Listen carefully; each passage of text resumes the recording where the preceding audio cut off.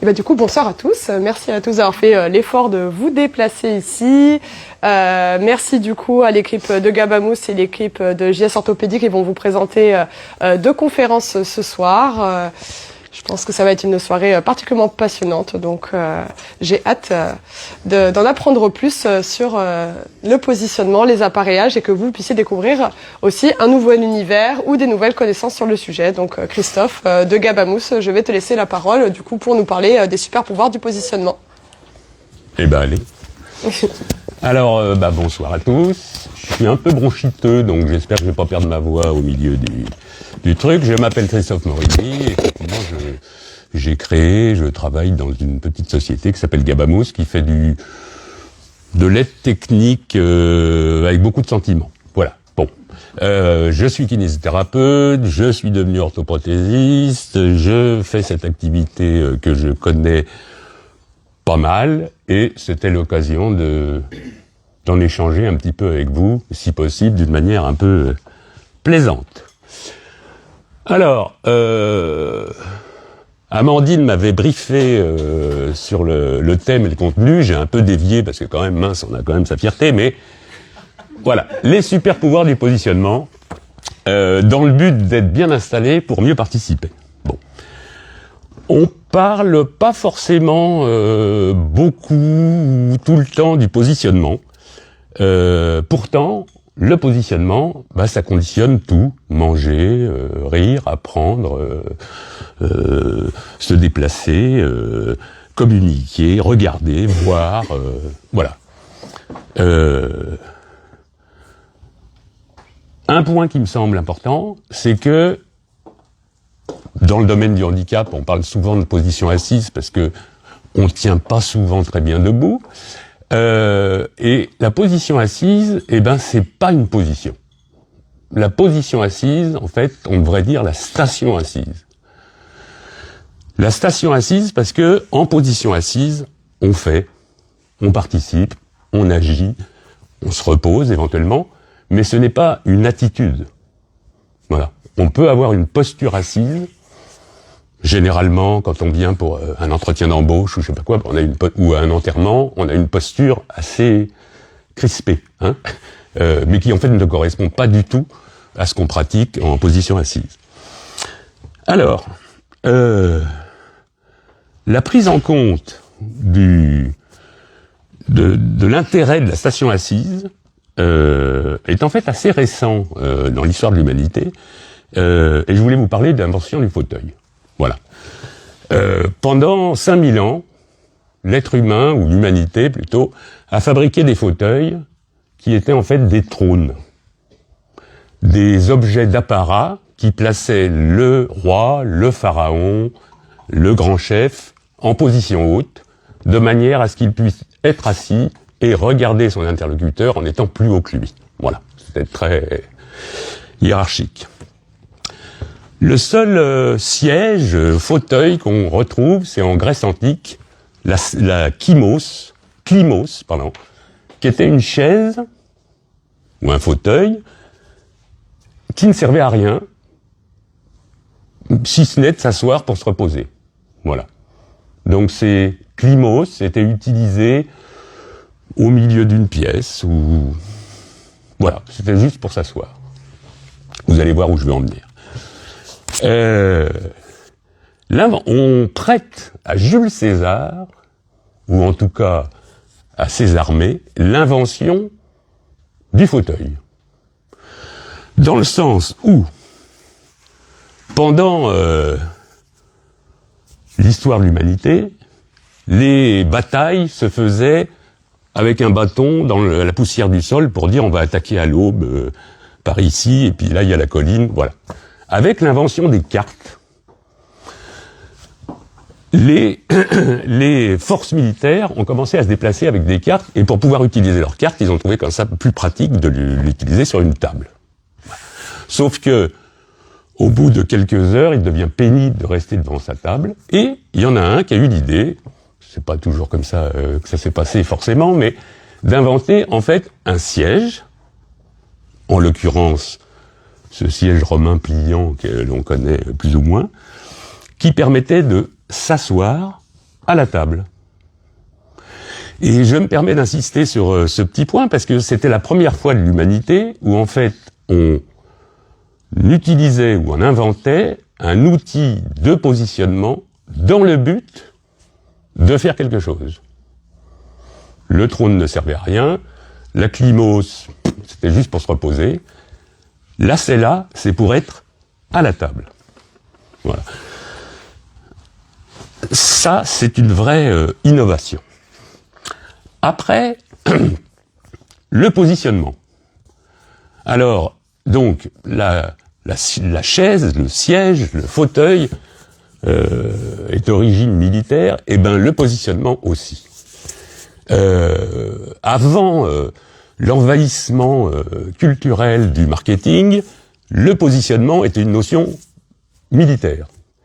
Le positionnement, c'est les éléments que l'on place dans le but de. Pendant un an, les forces alliées ont amassé des forces en Angleterre pour pouvoir réaliser le débarquement de Normandie. Voilà. Et ils l'ont réalisé une fois qu'ils avaient les éléments pour pouvoir le faire. Eh bien, le positionnement, m'excusez pour ma voix, le positionnement, ce sont les éléments que l'on met en place pour que le bénéficiaire, l'enfant généralement, puisse accomplir ce qu'il a à accomplir.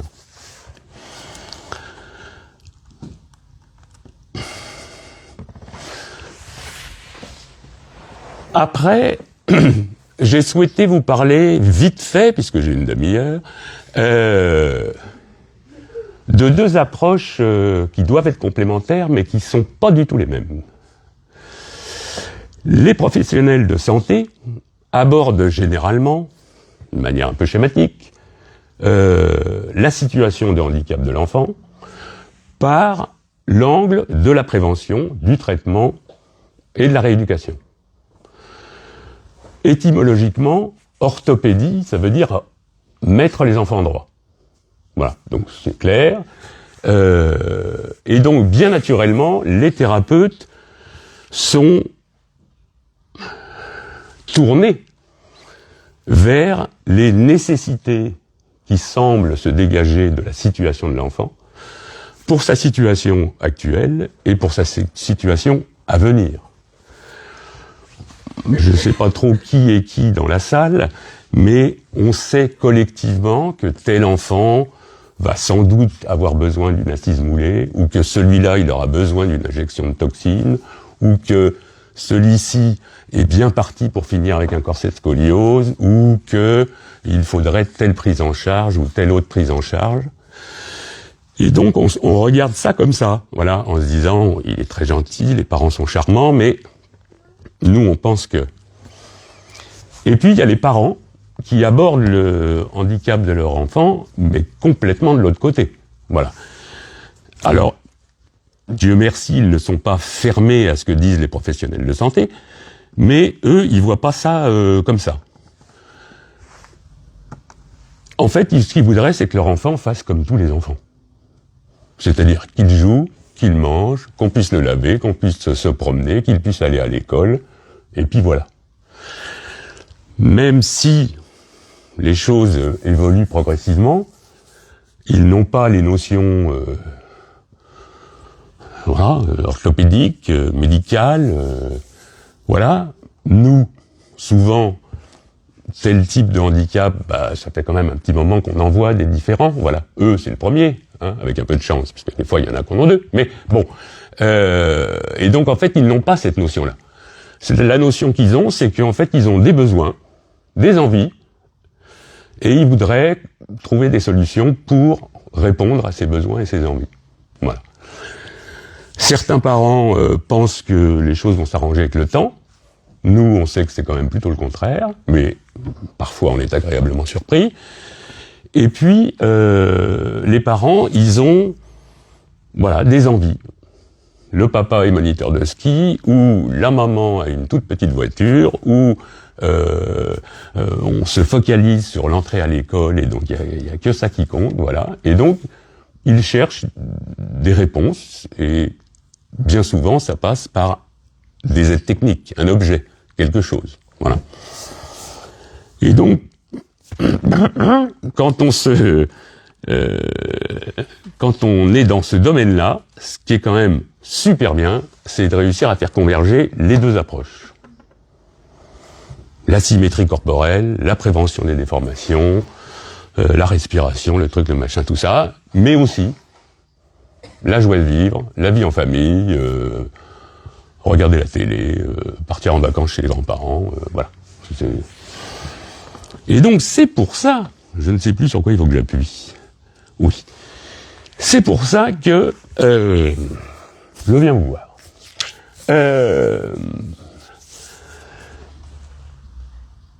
Ah ouais. Excusez-moi, hein, je suis pas expert du truc. Voilà. Alors, pourquoi l'installation change tout dans un sens comme dans l'autre? Bon, je vais prendre ces deux petites photos. Eh bien,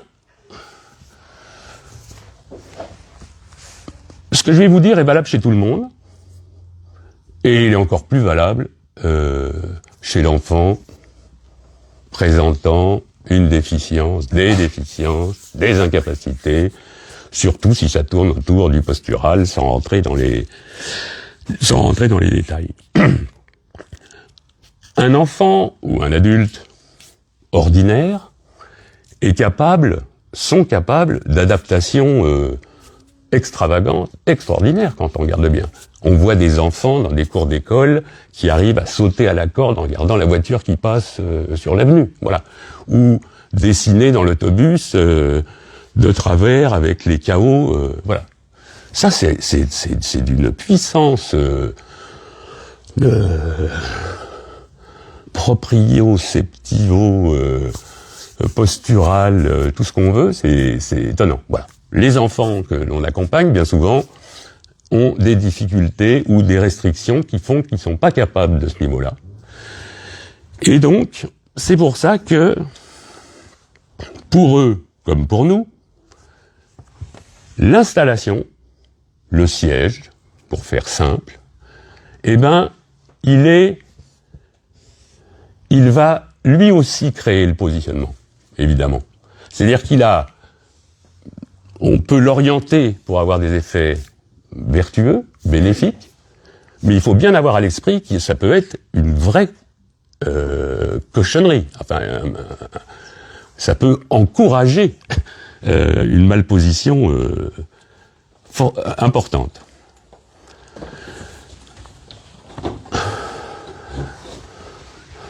Alors, je voudrais non pas vous parler de la station assise, du siège, de ses caractéristiques, tout ça, machin, que vous connaissez peut-être sans doute, ou dont on parlera une autre fois. Je voudrais juste insister sur 3 points, qui, moi, dans ma carrière, puisque j'avance quand même un petit peu en âge, me sont ressortis comme saillants. Voilà. Le premier, c'est que la station assise est avant tout une activité posturale. C'est-à-dire que c'est une activité posturale. Voilà. Et donc cette activité, eh ben, elle s'exerce, elle s'épuise, elle s'amenuise, elle se ressaisit, elle redescend, ça dépend si c'est le matin, le soir, si on est fatigué, si on n'est pas fatigué. Voilà. C'est pas du tout quelque chose, toc. Voilà. Le matin, le midi, le soir, c'est pareil. Non. Et cette particularité, c'est que bon, je pose les trucs. Je m'étais un peu gouré dans les diapos. Ce schéma central, c'est l'archétype du truc de l'ergonomie de la position assise, qui est pas complètement idiot, hein. Sauf que personne n'est installé comme ça. Hein, on est bien d'accord. D'ailleurs, ne bougez pas. Hein, bon, voilà. Par contre, cette très jolie radio entière d'un gars avec les jambes croisées en train de pianoter sur son ordinateur, ce qui correspond quand même beaucoup plus à un acte de la vie quotidienne, Voilà, la position pelvienne et vertébrale, c'est quand même plutôt ça. Hein, voilà. Et donc cette station assise, j'ai essayé de l'illustrer là vite fait. Généralement, on s'assoit bien, et puis on vient chercher le dossier, et puis là on écoute ce que raconte M. Morelli, voilà, et ça se gratte. Et puis on se ressaisit, voilà, on s'appuie, hop, et puis ça, voilà. Et ben c'est normal. C'est normal, c'est plus ou moins marqué. Il y a des personnes qui ont 90 ans, qui sont entièrement soudées vertébralement, qui, elles, réussissent à tenir tout droit comme sur un tabouret. Mais mis à part ces gens-là, tout le monde fait ça. Et il faut en tenir compte, il faut le gérer, voilà. Mais il faut l'avoir à l'idée.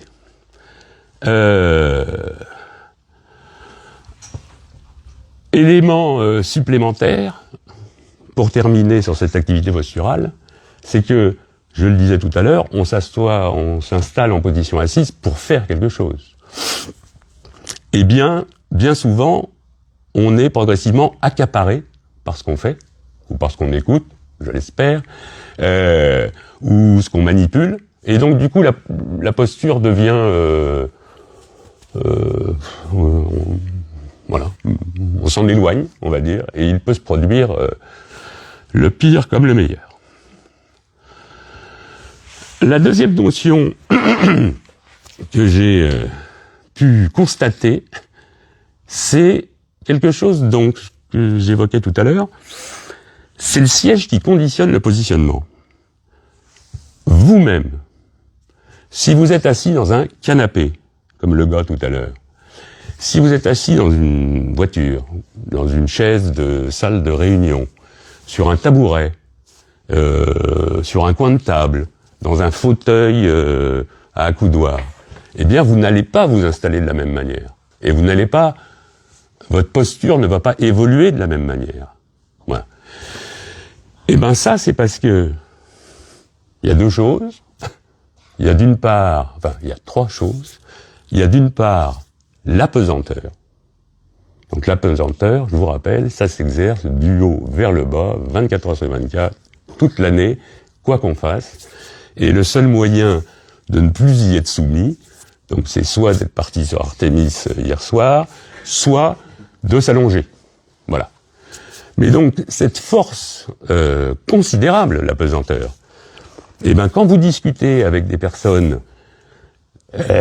voilà, qu'on ait difficultés toniques, régulatoires ou même simplement musculaires, eh ben, ils vous expriment qu'une tête, des épaules, un tronc, ça pèse, mais voilà. Et que donc, cette force, elle nous tire, elle nous pousse, elle nous fait glisser, elle nous descend jusqu'à temps qu'on soit allongé par terre. Voilà, pratiquement. Et nous, on essaye de se ressaisir. Et le siège, donc prenons l'exemple de la chaise que vous avez là, hein, il y a une assise, il n'y a pas d'accoudoir, il y a un dossier, et puis il y a un sol sur lequel vous avez les pieds, et ben avec tout ça, votre corps, votre esprit cherche à trouver un espèce de compromis, pas trop fatigant, qui fait pas trop mal aux fesses, mais qui tient compte quand même de ceci et de cela, et qui évolue, glisse, remonte, voilà.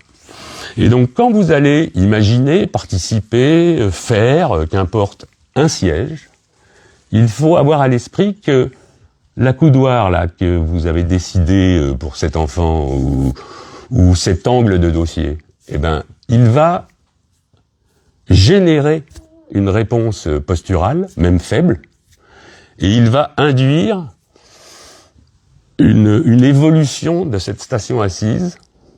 Et si l'angle n'était pas le même, et si la matière n'était pas la même, et s'il y avait un accoudoir plus haut, et s'il n'y en avait pas, et s'il y avait une inclinaison comme ci ou comme ça, eh ben ça évoluerait différemment.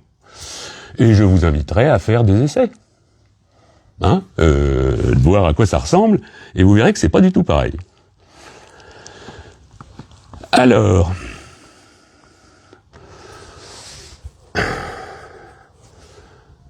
troisième point, et puis ça sera le seul, mais enfin bon, j'ai après des petits trucs quand même. Non, c'est que plus un positionnement est exigeant, c'est-à-dire plus l'intention de positionnement les choix que l'on fait pour tel ou tel enfant ou adulte, mais j'ai l'impression qu'on est quand même plutôt dans le domaine de l'enfant, et ben plus il est exigeant et moins il peut être maintenu. Si vous avez un projet très rééducatif, avec un gamin qui arrive quand même quand on se donne les moyens de, eh ben il va pas pouvoir passer sa matinée scolaire dans ces conditions-là vraisemblablement. Voilà. Par contre, si vous faites un fauteuil confortable semi-couché, moi le premier, j'y passe la matinée, hein. Mais c'était peut-être pas l'objectif. Simplement, ce que je veux dire, c'est qu'il y a un curseur à déplacer entre exigence, voilà, pour une activité précise. On peut imaginer comme ça, moitié assis debout, je sais pas quoi, avec un petit dosseret lombaire, machin. Mais donc ça va pas pouvoir être tenu longtemps par personne, par l'enfant en particulier. Et donc, il faut déplacer ce curseur entre repos, confort et exigence. Voilà, en sachant que pour certains, l'exigence, elle est plutôt là, et que pour d'autres, elle est plutôt ici, et que dans l'idéal, il faudrait mieux avoir un fauteuil pour faire ceci et un autre pour faire cela. Bon, mais c'est pas toujours possible. Alors, comme je vous le disais, dans mon parcours, et sans doute vous aussi, vous vous occupez, je sais pas comment dire, d'enfants en situation de handicap, mais qui ont une vraie vie. Voilà. Je veux dire, c'est pas parce qu'on les voit sur un temps de prise en charge ou dans un moment particulier ou une consultation, voilà, que cet enfant a une espèce de vie, voilà. Et donc, dans la vraie vie, si vous réussissez à instaurer une stabilité posturale, eh ben vous allez permettre de libérer les mains, le regard, l'esprit, l'attention, la participation. On connaît de nombreux enfants, ou adultes d'ailleurs, surtout si en plus ça gigote un peu, voilà, qui sont en fait accaparés par leur posture. Voilà. Alors si en plus il faut faire des tables de multiplication ou voilà, hein, je veux dire, il y a beaucoup, c'est pas le sujet, mais il y a beaucoup de personnes âgées qui ne peuvent pas, très âgées, hein, et un petit peu déjà passées de l'autre côté, non mais qui peuvent pas lâcher leurs accoudoirs. Non mais qui peuvent pas lâcher leurs accoudoirs, parce que s'ils lâchent les accoudoirs, le monde s'écroule. Enfin, on sait pas où on va, quoi. Voilà. Apporter du confort augmente la tension, parce que quand on est douloureux, avec un truc mal foutu, ou une surface dure, ou que l'on souffre par ailleurs, même rien à voir avec le siège, mais bon, voilà, bah faut pas rêver quand même, on peut pas, encore une fois, se concentrer sur autre chose. Mettre en sécurité favorise l'exploration et l'intégration. En crèche, en maternelle, à l'école, au domicile, dans le centre de vacances, j'en sais rien. Si l'enfant et des fois, surtout les encadrants, ne sont pas à l'aise, enfin, sont inquiets sur la sécurité de l'enfant, parce qu'il gigote, parce qu'il tombe, parce que on a peur que ça bascule, parce que voilà. Eh ben, l'enfant comme les encadrants vont pas, voilà, on va pas pouvoir relationner d'une manière simple avec cet enfant parce qu'on sera préoccupé par ça. Avoir une bonne installation favorise la respiration, la déglutation, le transit. Bon, très bien. La prévention des douleurs limite les postures d'évitement. On aurait sans doute pu trouver 25 autres items. Je ne les ai pas trouvés. Bon. Enfin, je ne les ai pas vraiment cherchés. La vraie vie. Alors, dans la vraie vie, les enfants, ce qu'ils ont besoin, c'est manger, faire ses besoins, peut-être même apprendre la propreté, se laver, jouer au sol ou à la table, participer à des activités scolaires éducatives. Je dis participer pour être ouvert, hein, avoir des interactions familiales et sociales, partir en vacances, aller chez les grands-parents, en consultation, voilà. Et donc, on peut être amené à participer à permettre ces actes de la vie quotidienne. C'est pas parce qu'on a une saloperie neuromusculaire, C'est pas parce que on a une hémiplégie infantile ou je sais pas quoi que tout d'un coup on pourrait pas faire un petit peu comme les autres, alors différemment, bien entendu, hein, mais non seulement pour l'enfant, mais aussi pour ses parents, éventuellement pour ses frères et sœurs, qu'importe. Non seulement on a le droit de vivre, mais en plus, de toute façon, l'enfant va vivre. Enfin, je veux dire, ça va se faire, voilà, avec plus ou moins de galères, de manière plus ou moins réussie. Mais donc, si on peut y participer, bah, ce n'en est que plus beau, hein, d'une certaine manière. Alors, ça c'est Amandine qui m'avait dit, il faut parler de ça. Alors, je vais en parler. C'est un peu contraint. Non, mais t'avais demandé à ChatGPT, non. Incroyable. Enfin bon. En même temps, on serait pas là, si elle n'était pas là, hein, donc... Alors, j'ai quelques petites choses à dire sur... Alors, chez Gabamous, on fait ce genre de siège, voilà. Bien évidemment qu'il existe le grand appareillage, que vous connaissez tous, Dieu merci. On a aussi des incroyables inventions ou bricolages de papa et de maman bricoleuses. On a aussi plein de thérapeutes qui, dans le cadre de leur truc, machin, font ce qu'elles peuvent, ce qu'ils peuvent. Voilà. Bon, et si on regarde tout ça, qu'est-ce qu'on peut trouver comme limite au matériel générique? Alors, le matériel générique, déjà pour l'enfant ordinaire, mais alors en particulier pour l'enfant en situation de handicap, c'est trop grand, trop petit, trop profond, pas assez incliné, ça glisse trop, enfin bon, ça va jamais. Voilà. Alors, si on n'a pas autre chose, bon, bah, on fait avec, mais je veux dire, par définition, ça ne va jamais. Chez Gabamous, enfin en tout cas dans notre exercice, en fait, c'est pas une histoire de sur-mesure par rapport aux mesures. Parce que souvent le sur-mesure, c'est, ah bah oui, c'est sur-mesure, l'enfant a une cuisse de 28 cm, donc on fait une assise de 27 pour qu'il y ait un petit peu de place, mais bon. Là, nous, en tout cas, dans notre pratique, c'est sur-mesure du besoin. Il m'arrive souvent, parfois, de faire des sièges avec 2 marchepieds décalés parce que l'enfant, du coup, peut faire son transfert. On peut imaginer un siège avec un seul accoudoir parce qu'il est d'une forme un petit peu particulière, parce que l'enfant a une hémiplégie, voilà. Mais par contre, de l'autre côté, ça va très bien, puis de toute façon, ça l'aurait gêné pour faire son transfert. Je fais des fois, on m'a demandé ça l'autre fois, un siège de WC avec un petit crochet un peu spécial pour accrocher le truc pour la gastrostomie, pour en profiter pour que ça rentre et ça sort, comme ça. Hop, on a tout fait dans le même moment. Voilà. Et donc, ce que je veux dire, c'est que le sur-mesure du besoin, c'est sûrement ce qui va le mieux. Encore une fois, si vous avez un très joli projet, vous participez, hein, c'est pas l'histoire, mais je veux dire, vous avez un très joli projet d'un siège un peu encombrant, mais qui va être génial pour l'enfant, mais qui passe pas dans l'ascenseur, ou dans la Clio de la maman, eh ben, ça ne correspondra pas. Si l'enfant vit dans un milieu où on est dans une villa de plein pied ou au 4e étage d'un appartement, eh ben, les contraintes ne seront pas les mêmes. Il y a des familles qui voyagent beaucoup. Il y en a d'autres qui voyagent pas du tout. Il y en a alors, les parents séparés, les grands-parents séparés, et donc du coup il y a un truc comme ça à au moins 4, voilà.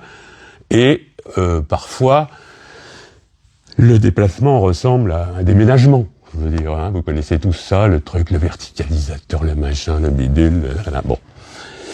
L'adaptation fine au contexte de l'enfant. Bah, j'en ai parlé. Voilà. Non, mais voilà, il faut avoir ce souci, mais parce qu'on veut être efficace, et on veut être utile, et on veut participer. Mais il faut avoir ce souci de l'adaptation fine, parce que sinon, les parents vous remercient, repartent avec leur truc, et le machin ne marche pas dans le quotidien. Voilà. Par contre, la limite, pour moi, c'est justement la suradaptation, le surbesoin. Alors, nous, il faudrait mais en même temps, ça serait bien si, et puis, comme une fois de temps en temps, voilà. Et donc, en fait, vous vous épuisez, peut-être que Simon connaît ça, non mais vous vous épuisez, entre guillemets.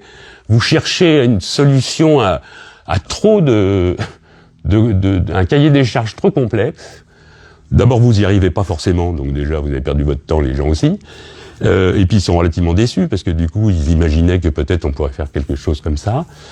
Et donc, parfois, il faut quand même savoir reconnaître que non, cet enfant-là, non, c'est pas possible, on n'y arrivera pas. Voilà. Mais c'est pas pour ça que tout s'écroule, hein, mais le patin à roulettes, non. Par exemple, la croissance corporelle. Alors j'adore cette photo que je trimballe depuis 30 ans. C'est une famille kosovare, le jour de la rentrée des classes, là-bas, si je puis dire. C'est 5 frères et sœurs. 5 frères, pardon. Et d'ailleurs, si vous regardez bien, je crois savoir lequel devrait finir en prison. Mais bon, je vous laisse deviner. Non, mais c'est marrant. Donc c'est des frères. C'est juste pour illustrer la croissance. Donc vous connaissez le truc, hein. Les pantalons qui vont bien en septembre, et ben en juin c'est fini, c'est feu de plancher. Et ben pour le matériel c'est pareil. Voilà. Et donc moi, il me semble que vouloir faire des sièges pour des enfants qui ne gèrent pas la croissance, alors évidemment pas 18 ans de croissance, hein, mais qui ne gèrent pas la croissance, ben, est une sorte de contresens, si je puis dire. Voilà. Et puis, il y a croissance corporelle, et puis il y a évolution des compétences, on va dire, ou des aléas. Voilà. Et donc, le fait d'avoir des sièges réglables, on va dire, non seulement on peut suivre une partie de la croissance, mais en plus on peut aussi, en cours de route, peut-être s'ajuster un peu sur un petit changement, une amélioration, une petite mauvaise période. Voilà.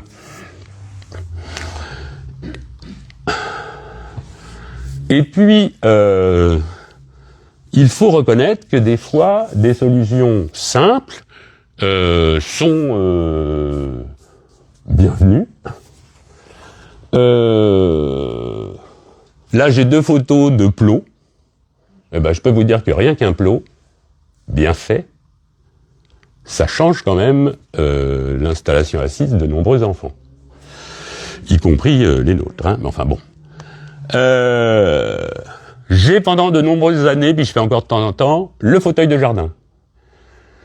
Adulte ou enfant, ça se découpe pas trop mal, ça peut rendre service, c'est pas cher. Le tube PVC, il existe tous les diamètres. Ça se colle admirablement à la colle PVC. Il y a plein de trucs de parents bricoleurs là, avec les petits tuyaux, machin, tout ça. Enfin bon, c'est très propice à la créativité. Le fauteuil en carton. Si un jour vous voulez faire des essais de positionnement, parce que c'est pas très durable, hein, on parle pas du carton d'emballage, hein, c'est le carton nid d'abeille, là, ça fait 10, 15, 20 mm d'épais. Ça se colle admirablement bien au pistolet à colle. C'est pareil, bon. Ça peut donner des idées, ça peut même permettre de faire des essais. Souvent, parfois, j'avais que cette photo à vous montrer, mais je peux vous dire que le gamin ne tient pas du tout sans rien, de transformer, voilà. Bon là c'est un siège du commerce, hein, c'est un siège de balançoire, mais ça peut être bon voilà.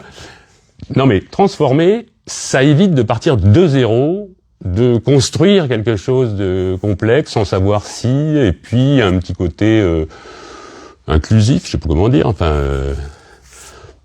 voilà. Si on regarde pas, c'est une balançoire finalement, hein. J'ai eu plusieurs fois la demande, là, des gens qui vivent en milieu rural. Là, c'est le diable, c'est pour trimballer l'installation. Alors là, il se trouve que c'est une chaise de jardin, mais avec un petit dossier, si je le vois bien. C'est moi jeune, d'ailleurs, là, vous pouvez voir. Non, mais c'est très tout terrain. Hein. Et on a toujours l'idée qu'il faudrait se déplacer par l'avant. Mais ça roule pas très bien, hein, en dehors du... Voilà. Mais en arrière, tout passe.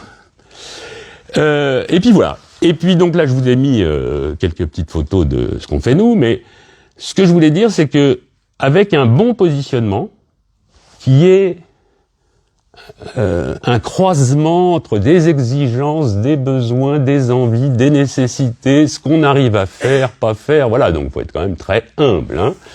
Mais avec un bon positionnement, en fait, l'enfant a accès au monde, et le monde a accès à l'enfant.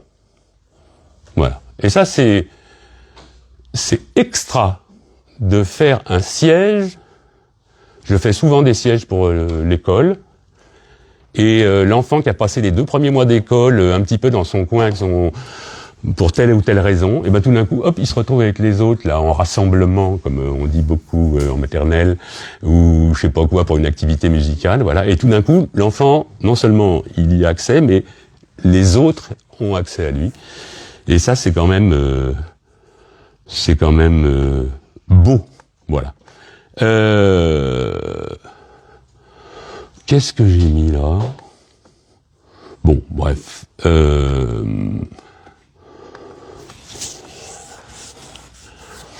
Je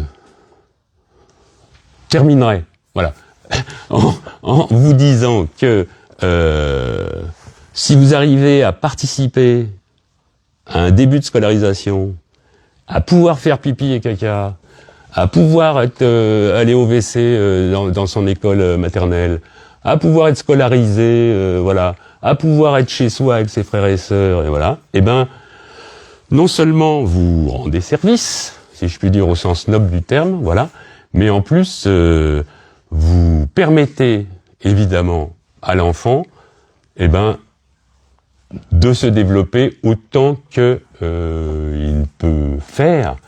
Mais rappelez-vous toujours, voilà, que le regard orienté vers le plafond, mise un peu à l'écart, des personnes dans l'entourage pas rassurées par la situation, eh ben voilà, il arrivera ce qu'il arrivera, l'enfant restera avec des couches à l'écart de la vie, voilà. Et vous avez la possibilité de le mettre à la vie. Voilà. Moi j'ai terminé. Je passe la parole une seconde à Arnaud, qui m'a rejoint à Gabamos, et il n'y a pas de raison qu'il y ait que moi qui parle. Je vais beaucoup moins parler que toi, et puis là, il y a juste une petite coupure et... Ah, il y a une coupure. Allez, c'est la coupure. Ouais, c'est ça. Vous m'avez compris, là, que je parlais un peu... Oui, bon. Je te passe le micro ou quoi, là? Ouais.